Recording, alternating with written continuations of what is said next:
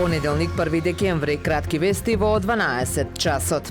Информацијата која ја сподели премиерот Христијан Мицкоски на последната седница во Собранието за пратенички прашања, дека очекува да бидеме при крај со автопатот Кичево-Охрид во завршна фаза или најдоцна до првиот квартал на 2027 година, е помеѓу најкоментираните деновиве на Facebook профилот на Охрид Прес. Граѓаните во коментарите апелираат на што е возможно побрзо завршување на комплетната делница, што се гради повеќе од една деценија и понатаму останува сериозна безбедносна црна точка во регионот. Градежните зафати во комбинација со неприлагодената брзина на движење на возилата често доведува до сообраќајни незгоди, во некои случаи и со трагичен крај.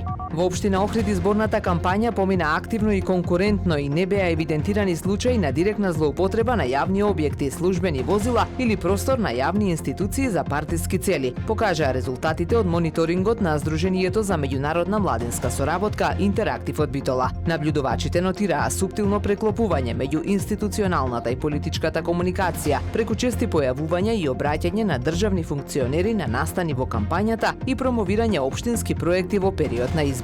Заклучокот е дека иако не е утврдена директна системска злоупотреба на административни ресурси, структурните предности на владеачката коалиција и користењето на институционалната комуникација во придобивка на актуелниот градоначалник довеле до нееднаква видливост на кандидатите, но кампањата во Охрид сепак се одвивала уредно.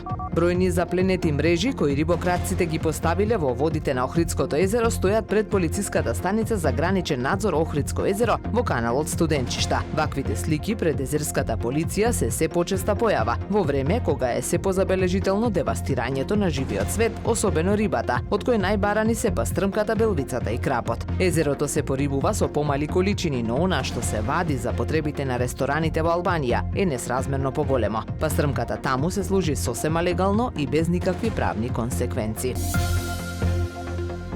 Времето денес сончево со мала до умерена облачност, дува слаб до умерен ветер од променлив правец. Максималната температура во Охрид до 10 степени. Повеќе информации на ohridpress.com.mk. Уредник и водител на вестите Даниела Спасик. Технички реализатор Реджеп Селман.